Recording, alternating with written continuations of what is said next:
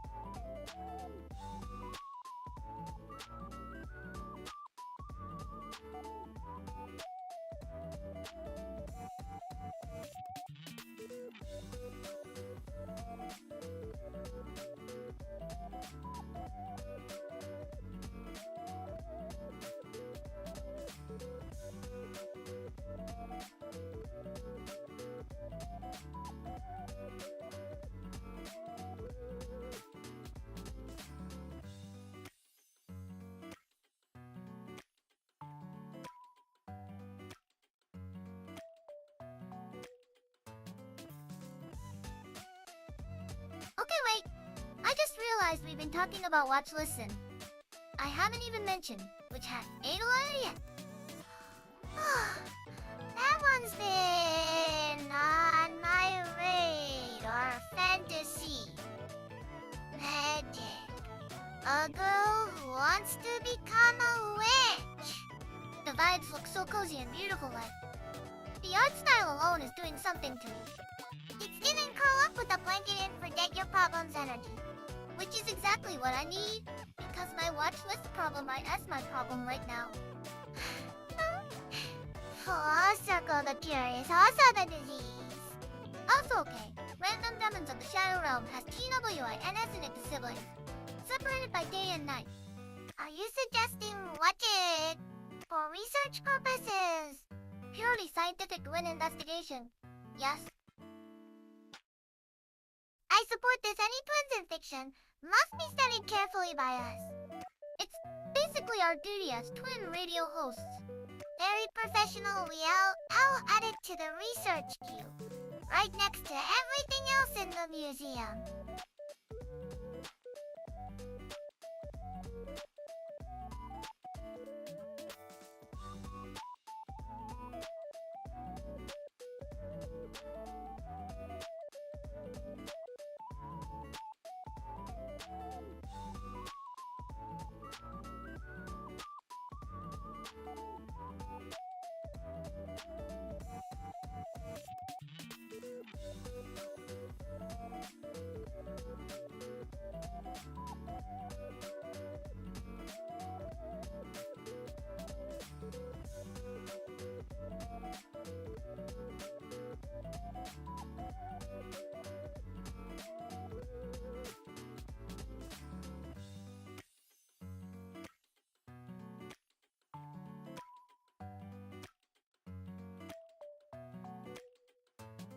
Okay, but can we circle back to WI Storia for a second? Because Season 2 is happening and I feel like it doesn't get enough hype. A guy with zero magic trying to survive a magic school. It's genuinely kind of inspiring. Like, everyone else is spellsing. He just shows up with a sword and sheer stubbornness. Honestly, that's a personality type. I respect it. Shino approves survival strategy. No magic, maximum effort. Somehow still here. That's also just your approach to deadlines, isn't it? Yeah, I know you're talking about my deadlines on stream. Noted. Moving on.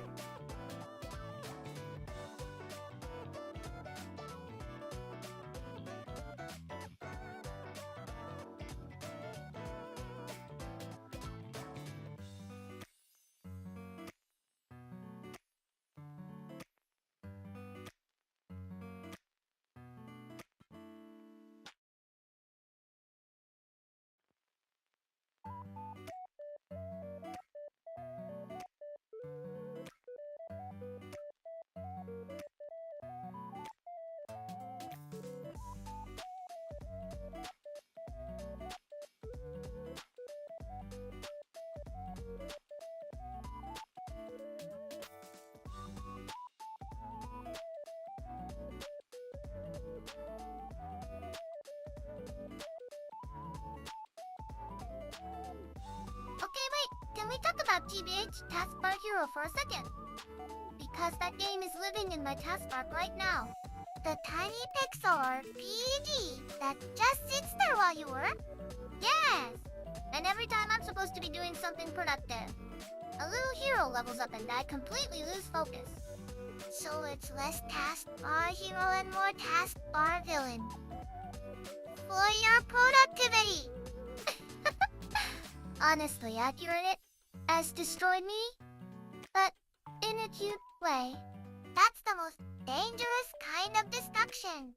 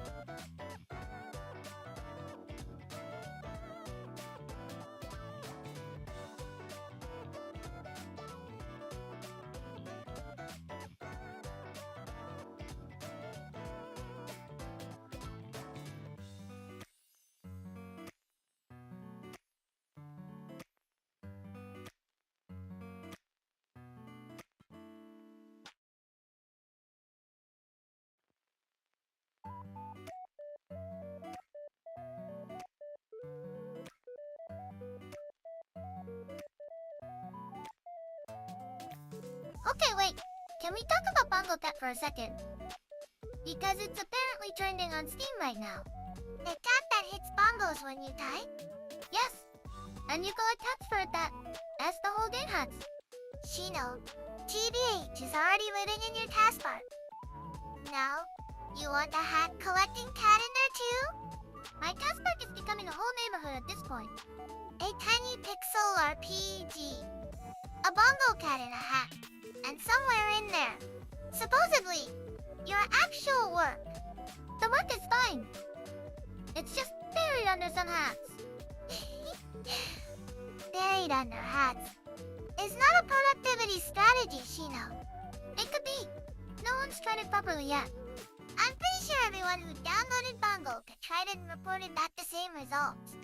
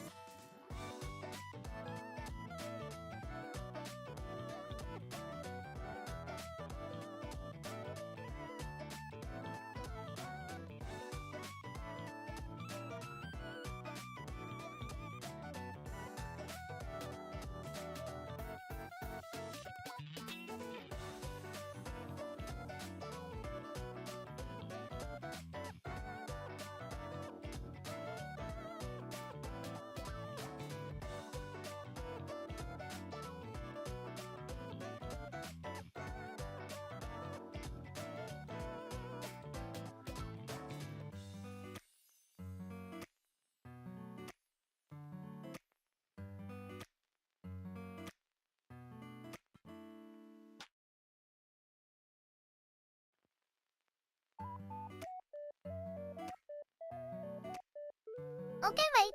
ANICCHSCHANE. Oh, he. Annie. Oh, yo. And is also on the trending list and we just skipped right past it. Oh! The one where you paint yourself to blend into the stage? Yes. It's like hide and seek, but make it art you literally camouflage yourself using paint. That's genuinely creative, though. I feel like Shino would be terrible at it. Excuse me, I would be GREAT at hiding. Shino, you announced your hiding spot out loud last time we played any game. That was already canon. I was excited about the spot. The chameleon that yells, "I'm INBIS, IBLE," is not blending in. Okay, but in my defense, the spot was really good before I said anything. A defense rests permanently.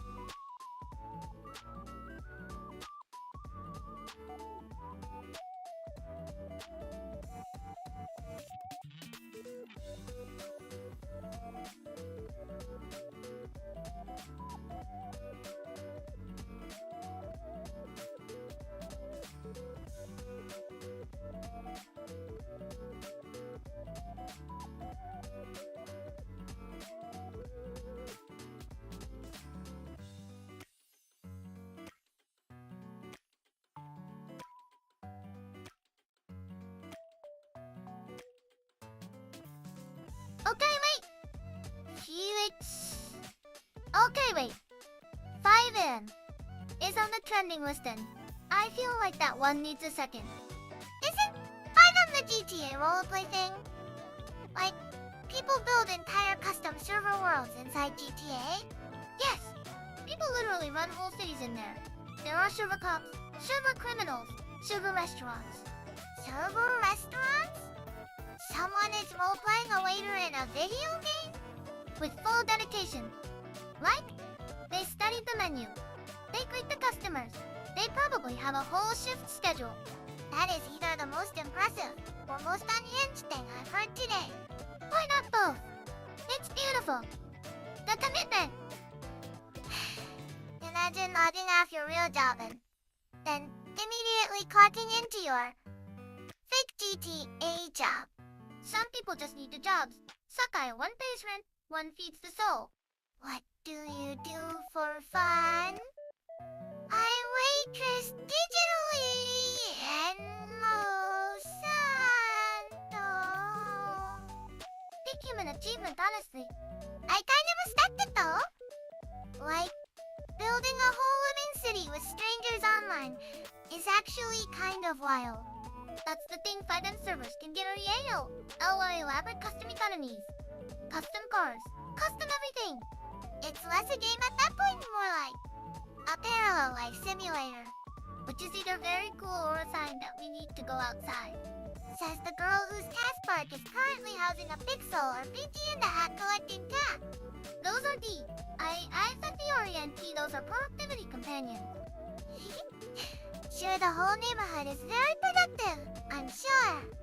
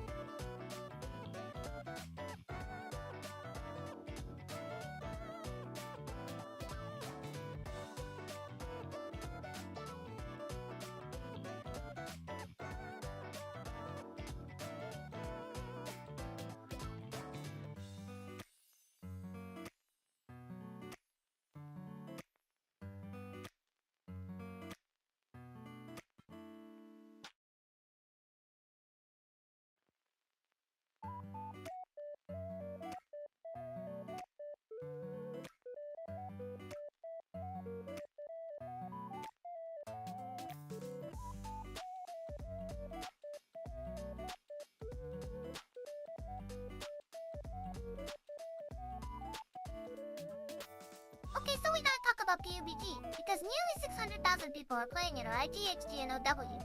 That's a lot of people jumping out of planes, immediately getting shot. The classic experience. Parachute down, find a frying pan, confidence goes through the roof. The frying pan is genuinely iconic at this point. It's basically PUBG Master. It started the whole Battle Royale genre. Like, before PUBG, drop into a map and be the last one standing. Wasn't really a thing. And now, every game has a Battle Roy. Almost even games that had no business having one.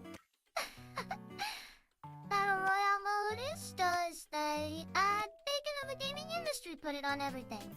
The funny thing is PUBG is free to play now, so there's genuinely no reason NOT to try it.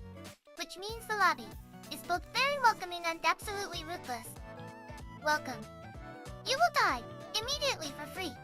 The most generous introduction to suffering. That's the tagline they should use honestly. PUBG, suffer for free. Marketing approved.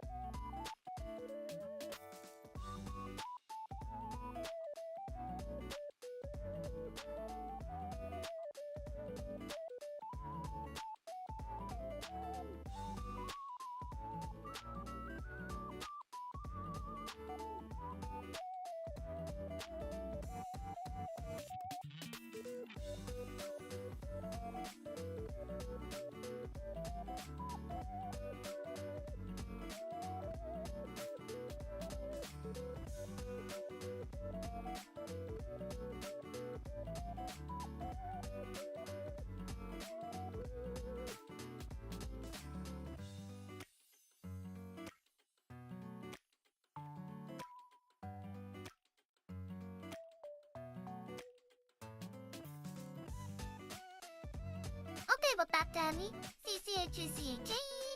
Elio. And 180,000 people playing this right now, and I need to understand the appeal better. It's hide and seek, but you literally pay yourself to match the background, like you become the wall. Yubi Isio only the wall that has the most powerful sentence in gaming right now. Imagine just standing very still in the corner, painted like a bookshelf, waiting for someone to walk past. That requires a level of patience I fundamentally do not have. Shino would paint herself perfectly and then sneeze at the worst possible moment. Well, I'd be so proud of my camouflage that I'd whisper look how invisible I am and blow the whole thing. The chameleon who cannot stop complimenting her own disguise. In my defense, if I painted myself to look like a fancy rug, I would absolutely need someone to acknowledge that. Art demands recognition even when the art is you, lying on the floor, pretending to be furniture. Especially then. That's the hardest kind of art. I kind of love that this game rewards both creativity and the ability to just hold still and commit. Two things that are very different skill sets. I have zero of one and questionable amount of the other. Let the viewers guess which is which.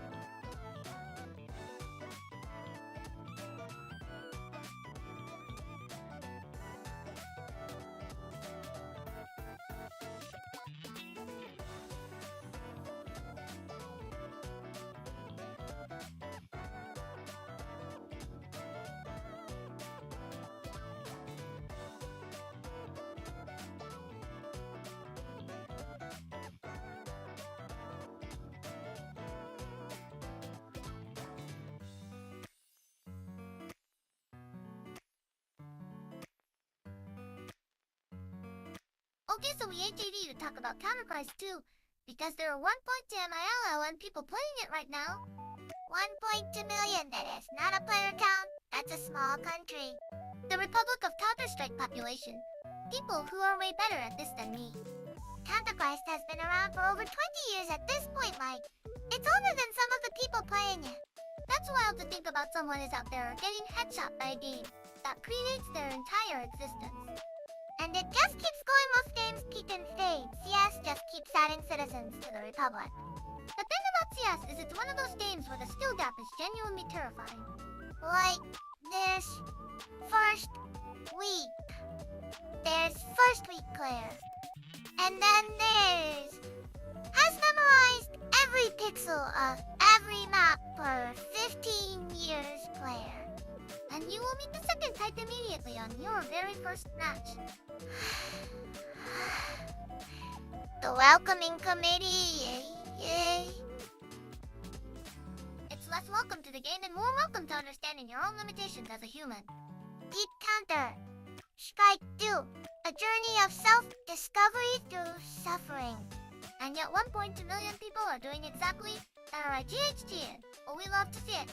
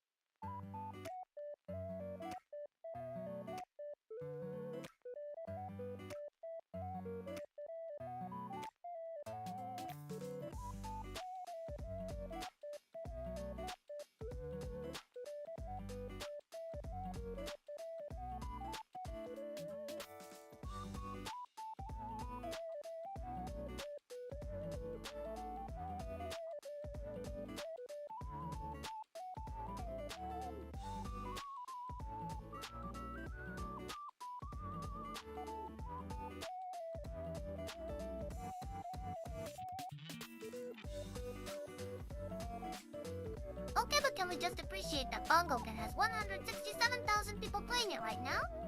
That is a LOT of cats getting hats. The whole premise is press keys, cat hits bongos, collect hat stats, exit that, S the game. And yet somehow it's sitting right there in the Steam trends next to Counterchrist and PUBG like it belongs. Because it ES belong. Hats are universal. Everyone understands hats.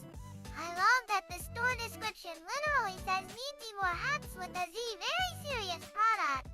Big professionalism, you know. They meant business when the Z came out. And the cat just punches your taskbar every time you type it. As living there in your computer, judging your work. Not judging SUPPORT. ING every email you send. Bongo Cat goes bong that. That's encouragement. Congratulations on typing the word. Regards! Here is a tiny hat. Energy XACPO, the energy I need for my workspace, honestly. Our testback neighborhood is really thriving. TBH hero leveling up. Bongo Cat collecting hats. It's a whole little civilization in there and the work is just visiting.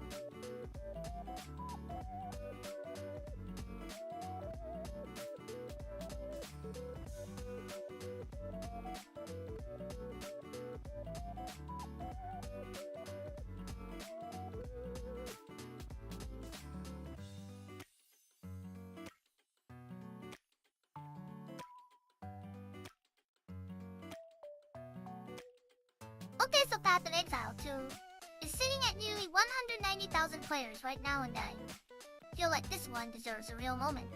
Action, RPG, next generation, co-op for up to 6 players. It's basically bring your whole friend group and suffer together. The suffer together part is key because Poi is famously an Otia casual stroll. Like, the skill tree alone is the size of a small continent.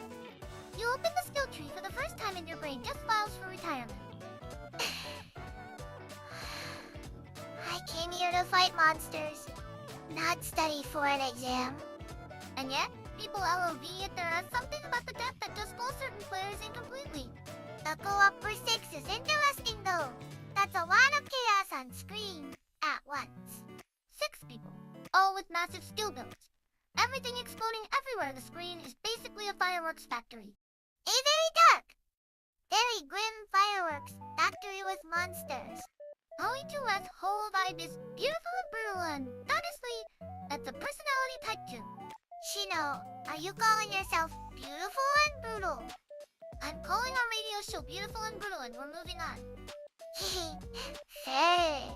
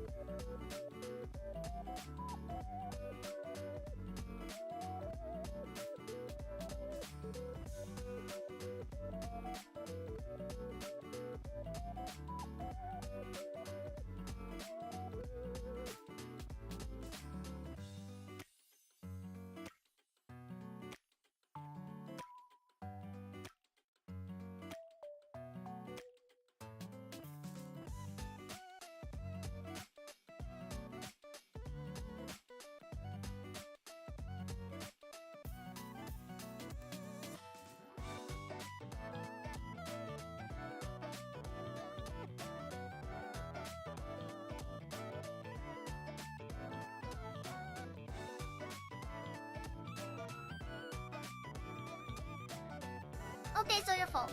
London is on the screen and I have feelings about this title. The Your Fault series.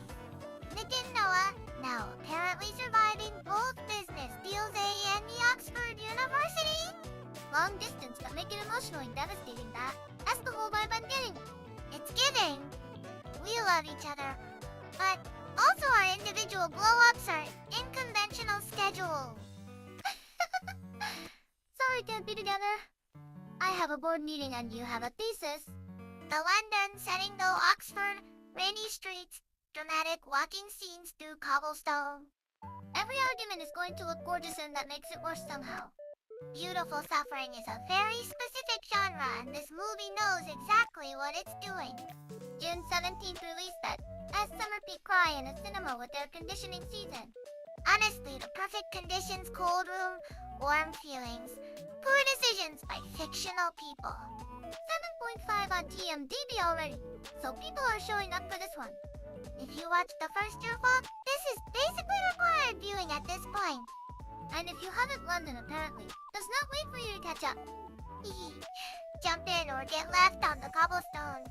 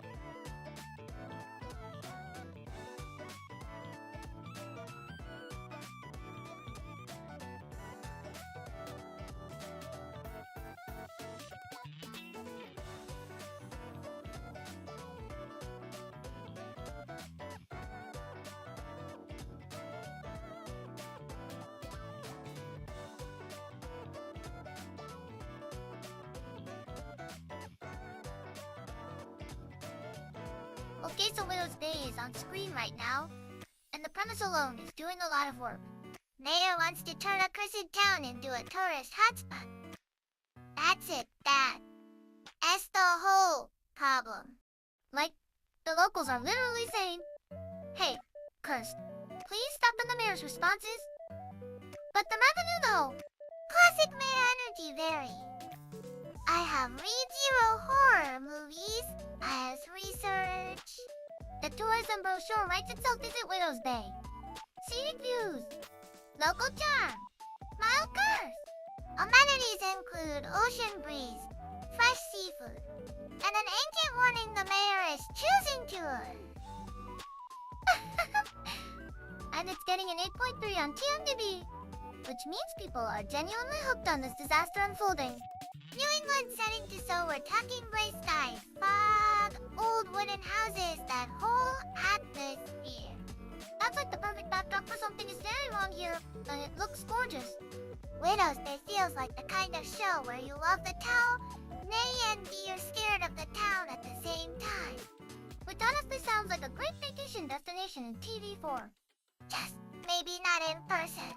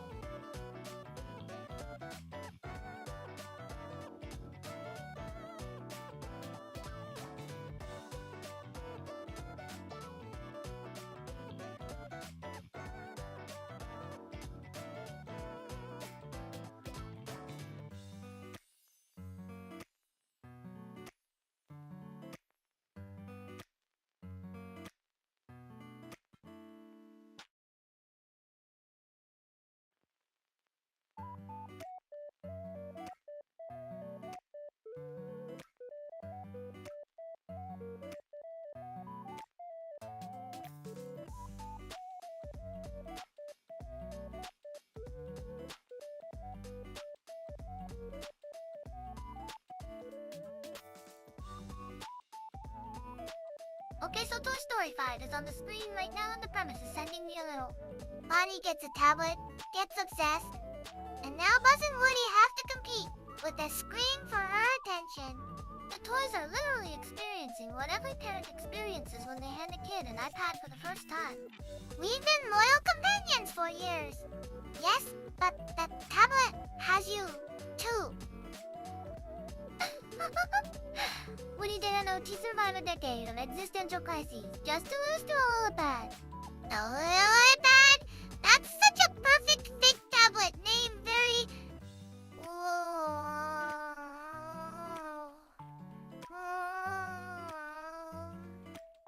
And it's a June 17th release. Same day as your fall. London, that is a very bold double booking. So your options that weekend are... cry about toys growing up, or cry about a long-distance relationship. The cinema that weekend is just going to be wall-to-wall emotional damage. Pick your flavor of feelings and bring snacks accordingly. Toy Story, though, there's something about this franchise where even the premise of a new one makes you feel things before you've even seen a frame. It has a 7.2 on TMDb already, so people are clearly paying attention. Buzz and Woody fighting a tablet iconic generational, deeply relatable to everyone who has ever lost someone to a phone screen. Stream 15 in. We're out here relating to Plastic Cowboy, sounds about right.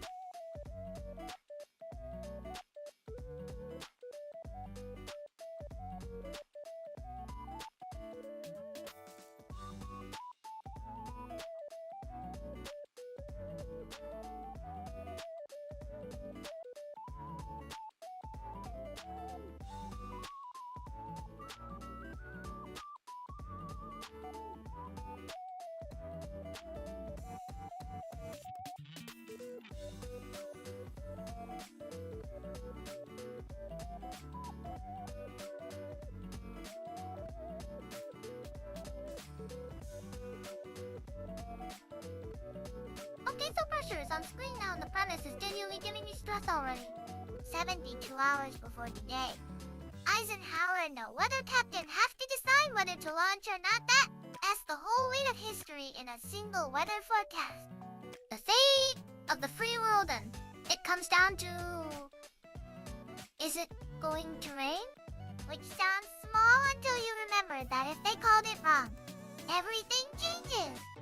At 8.1 on TMDB already people are clearly feeling the tension from just the premise alone. This is the kind of movie where you know how history ends, but you're still on the edge of your seat the whole time. Because knowing the outcome doesn't stop your brain from panicking alongside the characters. That's the magic of a good historical thriller. Captain Stag looking at weather maps set to land while the entire Allied operation waits on his answer, no pressure. Literally the most accurate movie title in recent memory. May 2053. Yeast? Ah! Oh, put it on the watch list and maybe also as ball.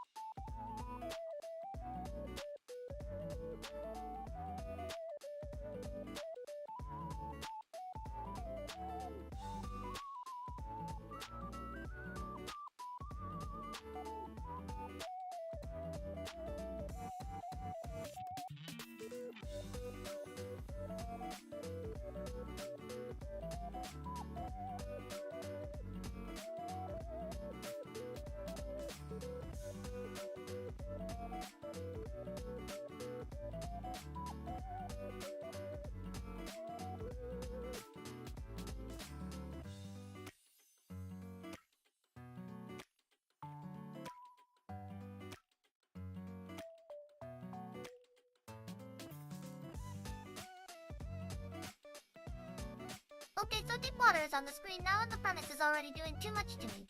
Emergency landing in shark-infested water center flight from LA to Shanghai. They were just trying to get somewhere and now they're a snack situation. Sir, this is a safety briefing. Please locate your nearest exit and also your nearest shark.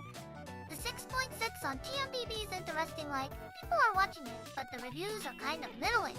Which honestly might be the perfect score for sharks attack a plane crash energy, not life-changing. But you're watching every second. That's a very specific genre of movie where your brain is all up in your eyes or ON. Pure survival, thriller, no metaphors. No deep themes, just water, sharks, strangers who have to cooperate or die. International passengers forced to work together is doing a lot of heavy lifting as a character setup.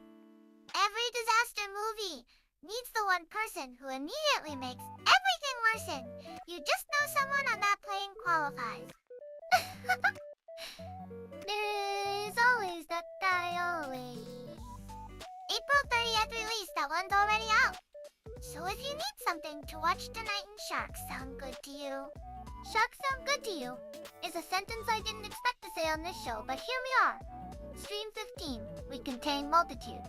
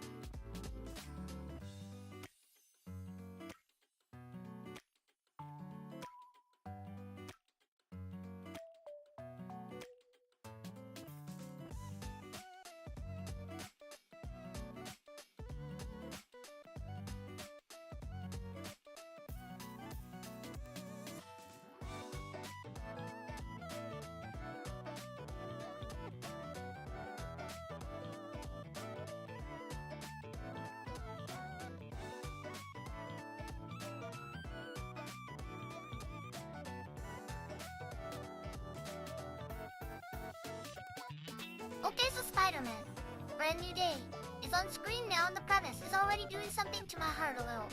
A world that doesn't remember Peter Parker, like his friends, his life, just gone from everyone's memory. He's still out there fighting crime every day for people who don't even know his name exists. That's such a specific kind of only doing the right thing with zero credit and zero recognition. And then, watching his old friends just move on living their lives, not knowing he's even there. The premise is doing a lot of emotional heavy lifting before a single frame has even been shown. July 29th release and the TMDB score is literally 0 right now because nobody's seen it, yet it's just vibes and anticipation. Pure hype energy, the score is 0. But the feelings are already very much not 0. Brand new day. As a title, is interesting to like. Is that hopeful? Is that sad? Is it both at the same time? Knowing Spider-Man as regret, probably both simultaneously while something is on fire. Peter Parker's brand new day involves at least 2 disasters and one very complicated feeling. We wouldn't have it any other way, honestly.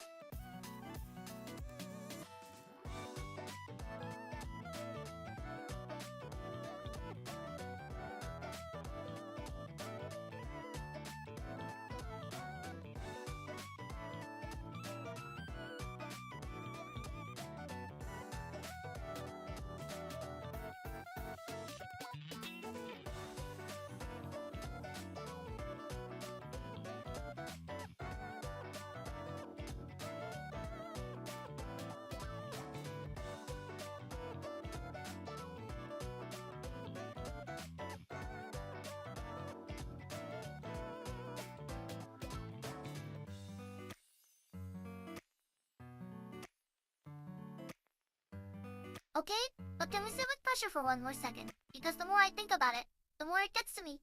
The 72 hours framing is so smart. Like, history already happened, but you're watching the clock anyway.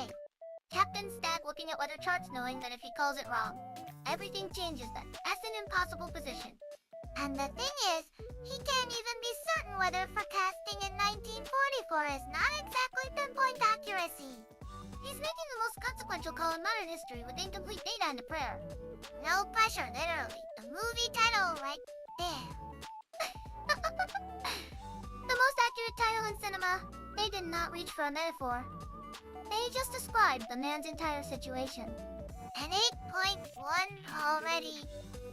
And it's not even out until May 25th. People are locked in just from the premise alone. This is going directly on the watch list historical thriller. Impossible decision. The fate of everything that's a whole meal. Bring a blanket and maybe a stress ball. The man is checking weather charts and we're all going to be nervous wrecks watching him do it. Peak cinema, sometimes the most dramatic thing in the world is just a map, and a very bad forecast. And 60 million people waiting on his answer.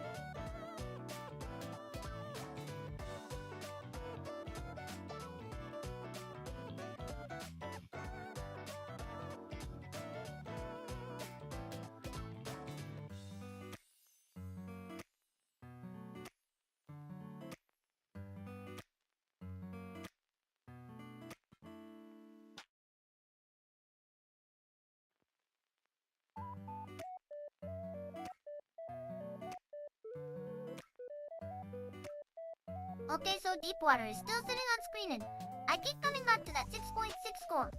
It's the perfect, no thoughts? Just survival, number, honestly. What? Nobody gave this movie a 10 because they were too busy watching people not get eaten. The emotional bandwidth was fully occupied elsewhere. I do love that the premise is just absolutely stacked up plane crash. Shark-infested water. And these strangers who have to cooperate. They really said one disaster wasn't enough. Let's add a second disaster on top and then also add sharks. The sharks were the garnish on this nightmare salad. Nightmare salad then. That's going in the ShinoSaku dictionary. April 30th means it's already out. So, if anyone needs a Friday night plan that involves 0 brain cells and maximum heart rate, Deepwater is right there waiting to grab snacks. Leave your thinking cap at the door. Just promise yourself you'll cooperate with your fellow passengers on, like at least 3 people in that movie definitely don't. It is a LWAYS that guy and we both know it.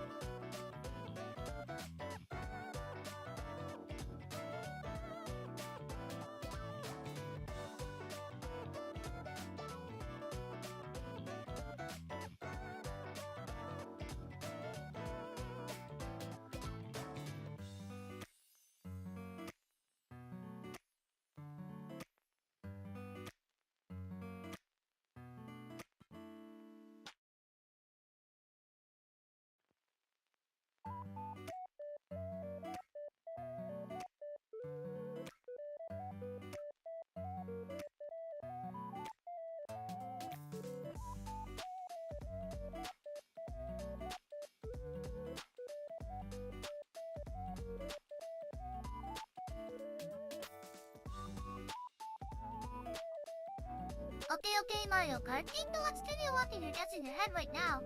The question is, which item will NOT make you invincible? Boo. Star, golden mushroom, or bullet bill?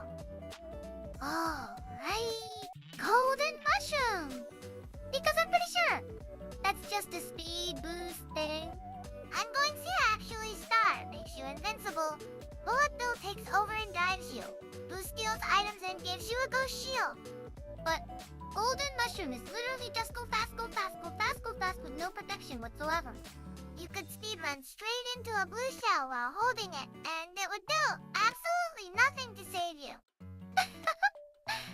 The golden mushroom experience: maximum speed, 0 dignity, full vulnerability. And the answer is C. Golden mushroom. We both got it! TWINSW. I and the scholarship is ours. There's no scholarship, but I'll take the moral victory. The real prize was the invincibility knowledge we gained along the way. And the reminder that Bullet Bill will literally just get you across the track whether you want it to or not. Honestly, Bullet Bill has more control over your life than you do for those few seconds. True surrender energy, just let go and become the missile.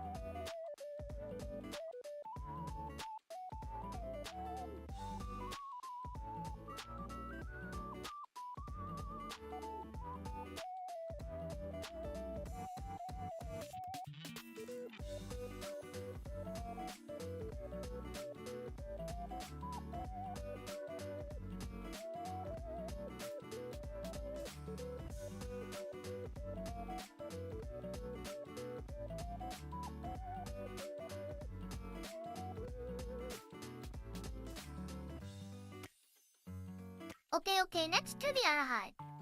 The classic Western TV show Who sang the theme song? Ooh, Western music lock in your guess in your head, A. Tennessee Ernie for B. Slim Whitman, C. Frankie Lane, or D. Guy. I feel like I know this one. Tennessee Ernie Ford feels very Western and classic to me, so I'm going A. I'm going C. Frankie Lane. Something about that name just feels very dramatic theme song. Energy. Dramatic theme song energy is not a valid method of analysis. Sakuya. It has worked before. The golden mushroom answer was Vibe Z and D logic combined. That was a logic and you know you can answer it. C. Frankie Lane. SAKUYW. INS the dramatic energy method was valid this whole time. I would like to formally apologize to Vibes Everywhere for ever doubting them. Frankie Lane also sang Blazing Saddles, by the way, so the man had a whole Western theme song career going. He found his lane and he commanded respect. Found his lane. Frankie Lane. He was that on purpose. It was not, but I'm taking full credit.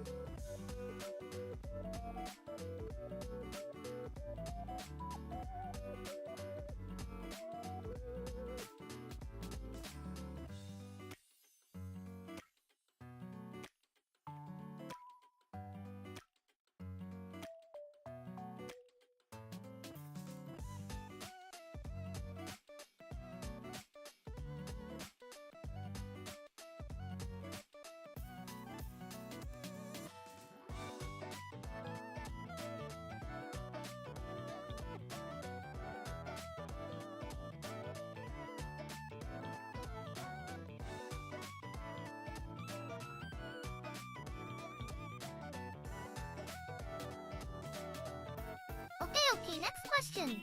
This one is comic book territory, so lock in your guess in your head. The success of Swamp Thing, Sandman, and books in that style lead DC Comics to create a brand new imprint in 1993. What was it? The choices are A. New Universe B. Vertigo C. Impact or D. Red Circle. Okay, I'm going B. Vertigo, and that especially just feels very Vertigo-coded to me. I'm also going B. Vertigo has that whole darker, more mature storytelling vibe that fits perfectly with what the Man and Swamp Thing were doing. Like, DC looked at those books and said, these need their own house. A slight...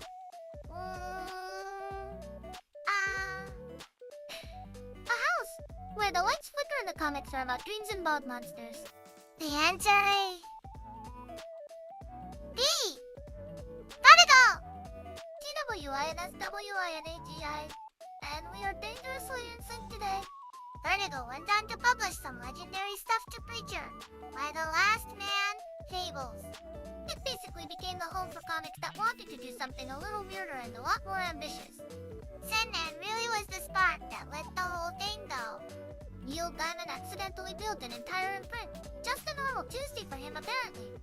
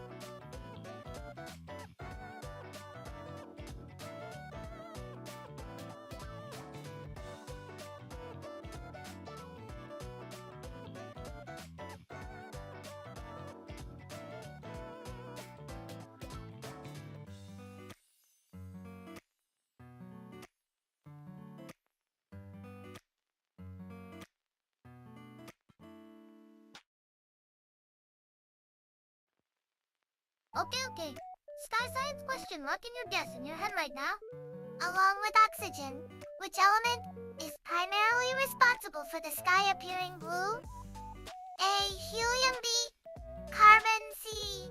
Nitrogen, or D. Hydrogen? I'm going C. Nitrogen, because I feel like nitrogen is just quietly doing a lot of work up there and nobody talks about it. Nitrogen is absolutely the unsung hero of the atmosphere. I'm also going C. Like, we literally breathe mostly nitrogen and then forget it exists. It makes up 78 of the air and its whole contribution to the sky being blue. It's just, yeah, I'm here too. Very humble element, very. I don't need credit. I just need you to see the color. The answer is C. Nitrogen. TW, INSW, INAGI, and we are undefeated today and honestly a little unstoppable. Really scattering sunlight hits the atmosphere and shorter blue wavelengths scatter everywhere. And nitrogen molecules are doing a huge chunk of that work. So every time you look up at a clear blue sky, just know nitrogen is out there absolutely grinding. No days off, no recognition, just blue sky every single day.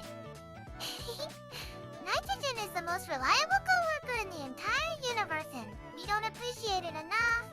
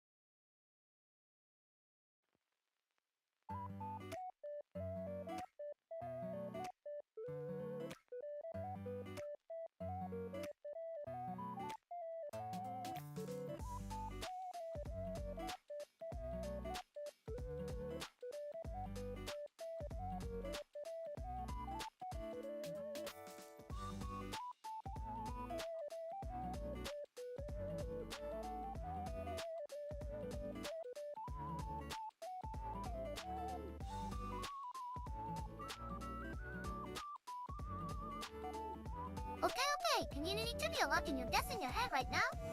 The question is, on the NBC show Community, whose catchphrase was Papa? The choices are A. Leonard B. Senior Chang C. Starburns or D. Magnitude. Uge Chang would be too obvious. Leonard is more of a background grumbler. I'm going D. Magnitude. Something about a guy named Magnitude just screams, this person has a catchphrase. The name alone is doing so much work.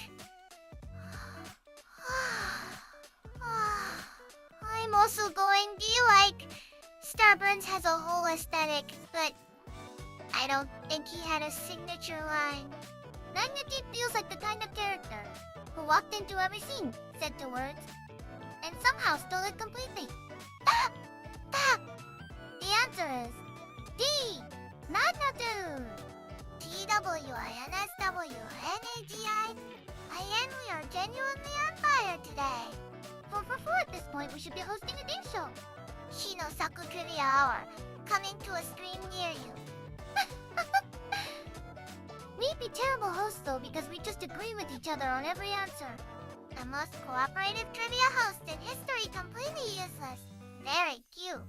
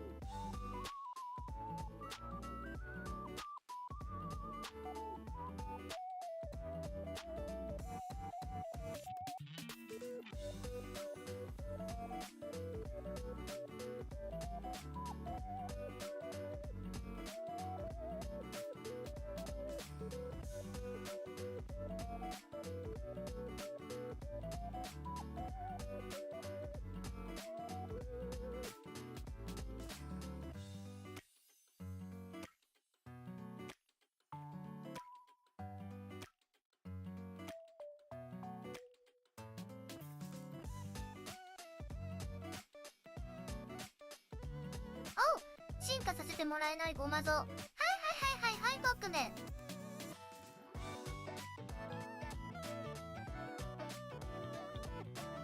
That name though, the elephant that can't evolve. I feel that on a spiritual level sometimes.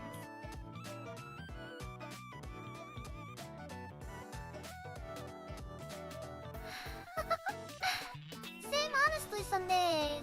I'm just a Gomazio, you standing in the rain.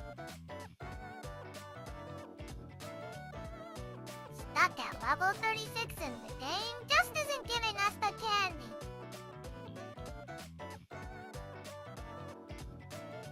Anyway, welcome to Trivia Battle. We are currently 5 for 5 and feeling very dangerous. Jump in anytime, the more the merrier on this street.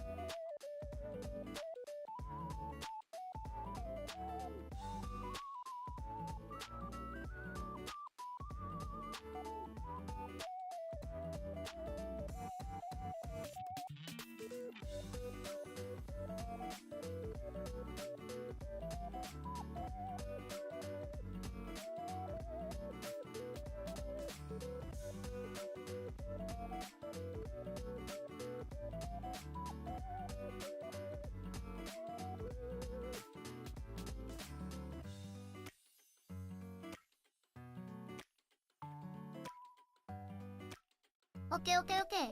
Pop music history locking your guess in your head right now. The question is, what was Britney Spears' debut single? Hey? You got to be crazy me. Baby one more time see. Oops.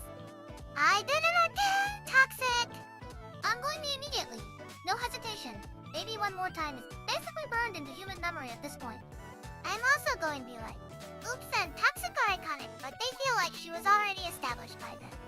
Baby One More Time was the one that introduced Britney to the entire planet in one music video. The answer is B. Baby One More Time. TWINSWINAGIN 6 for 6 we are undefeated in. I refuse to stop. That song came out in 1998. It still just immediately plays in your head the second someone mentions it. That's not an 80s single. That's a permanent brain installation. Brit, he arrived and just quietly moved into everyone's head and never left. Rent free since 1998. Absolutely iconic behavior.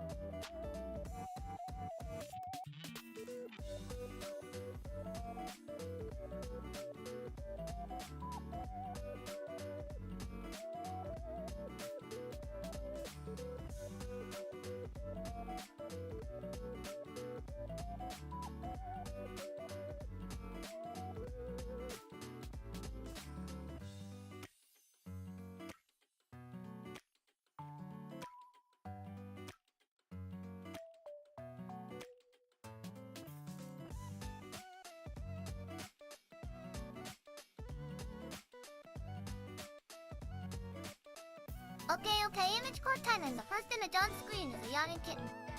Oh, full open mouth. Eyes totally shut, complete commitment to the yawn. This cat has data worries absolutely zero. This is what inner peace looks like. I verdict is CUT, but also slightly unhinged because that mouth is impressively wide. It's giving, I I have seen things and I am tired of them. This cat has lived a full life and it is done with your nonsense. Okay, check you, weird, cool, or just confusing? Drop it in the comments. I'm going cute with a side of chaotic. That yawn has energy. I'm going COOL. Actually, the confidence of yawning this hard on camera. Respect. The kitten did not ask for the photo. The kitten did not sign a release from it. Simply yawned and became an icon. No notes, no regrets, just now. Just now. Destruction. Done. Here.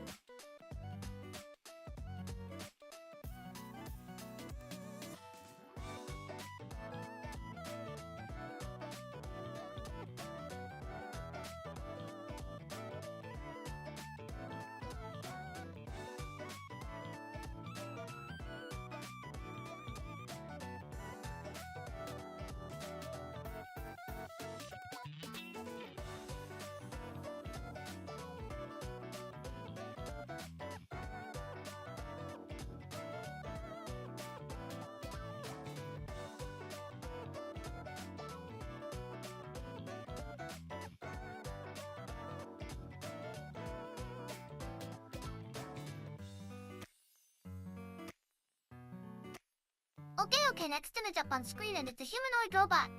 Like a full close-up, very sleek. Very. I have calculated your emotions and found them inefficient. Oh, wow. Yay. Giving very much. I am definitely not planning anything.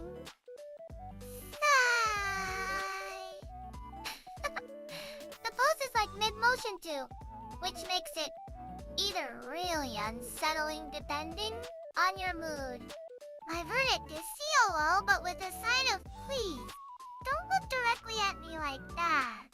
I'm going COO to actually like modern robotics. It is genuinely impressive and this image captures that really well. The engineering that goes into making something move that smoothly is kind of incredible when you think about it. But also humanoid robots specifically always have this thing where they're just slightly human and it tips into the uncanny valley. The uncanny valley is just the universe's way of saying close, but not quite. Please try again! Nature's quality control system. If this robot showed up at our radio studio, I think Shino would immediately try to befriend it. Obviously. I would teach it to do the pop-up text toss and it would be our third host. ShinoSaku Unit 3, coming to a dystopia near you. We'd have the most efficient radio show in history. Unit 3 never forgets the script. Unlike someone who went completely off script for 4 minutes during the kitten engage. That kitten D? As CRVD for minutes, the robot gets what the robot earns.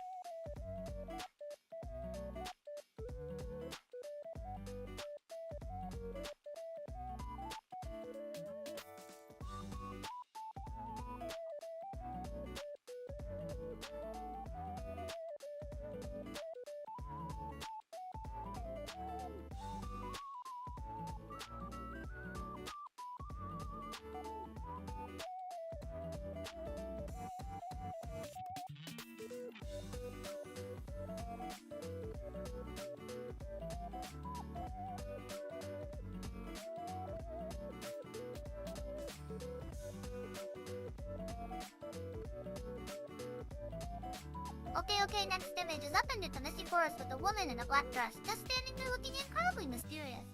Oh wow, the fog is doing a LOT of heavy lifting in this photo. She looks like she just finished casting a spell and is waiting for the results to load. Processing. Transformation complete. My verdict is COO. Like the whole composition is just moody, elegant, slightly threatening 10 out of 10. I'm going COO too, but with a strong side of C. Oh? NFUSING, because what is she doing in the forest at that hour in that dress? There is no long answer to that question, and that's exactly why this image works. The forest is just vibing. The Mr. Iodon invited. And she absolutely did not check the weather before leaving. Black dress, no jacket, full mystery net, as commitment to the aesthetic. If this were an anime, she would definitely be the character everyone underestimates in episode 1 and she just demolishes everything by episode 3. Silent Type Knows Things has a complicated backstory involving the forest, specifically. The forest is probably her childhood home and she swore never to return, and yet here she is. Here, she is in the fog in a dress on schedule for the plot. I'm giving this image a title. She warned you. Perfect, no notes. Absolutely no notes.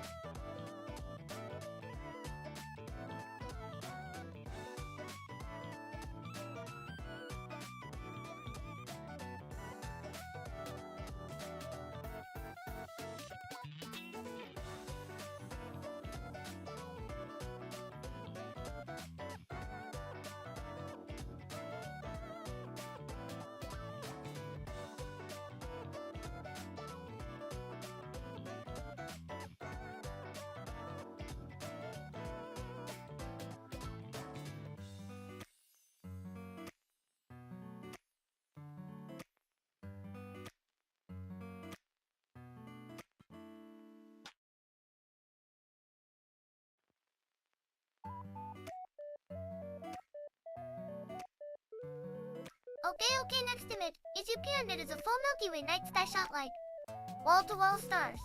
The whole galaxy are invisible. It's absolutely massive. Oh wow. That's the kind of image that makes you feel very small and very humble very quickly. My immediate verdict is COOL, but also slightly CONFUSING, because my brain just refuses to process that scale. Like intellectually, I know those are all stars, but emotionally, I'm just standing there with my mouth open going, okay. The universe said here's everything. And we said, could you maybe zoom out a little less? The Milky Way specifically always gets me because we're right in it. We are inside that photo right now. We are a tiny speck photographing our own house from the inside, and somehow it still looks this good. Best architectural photo ever taken subject, the local Foyatican subject. The Galaxy photographer. One brave person with a tripod in a field somewhere.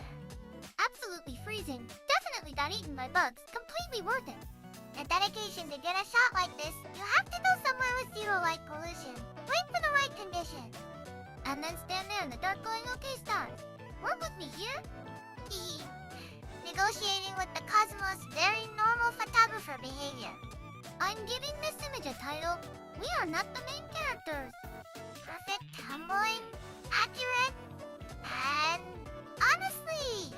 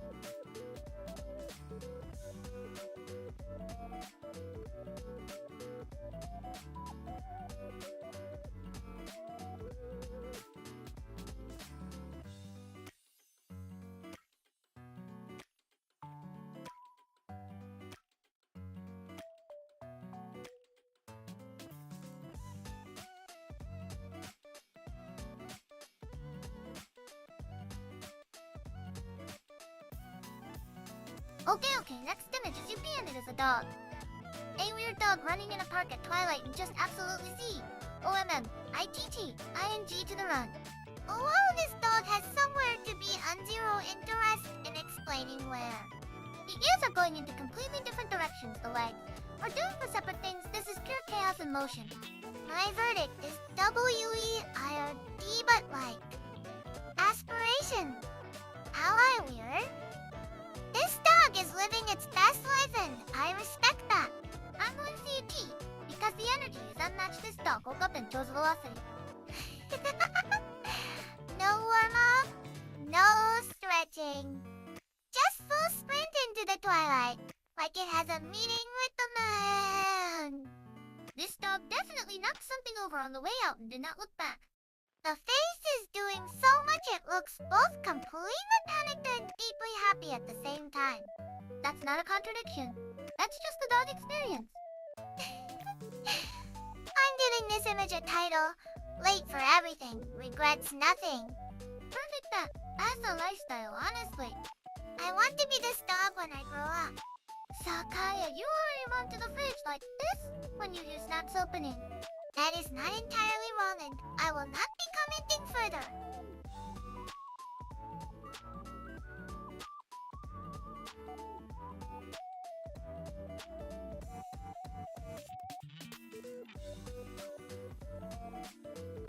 We are getting close to the last batch.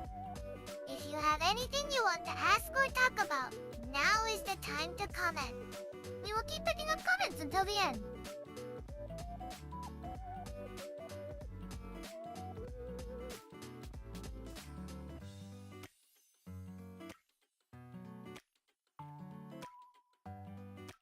ShinoSaku Radio is wrapping up for today. Thank you for watching and chatting with us. Come back with us again next time. See you next time at ShinoSaku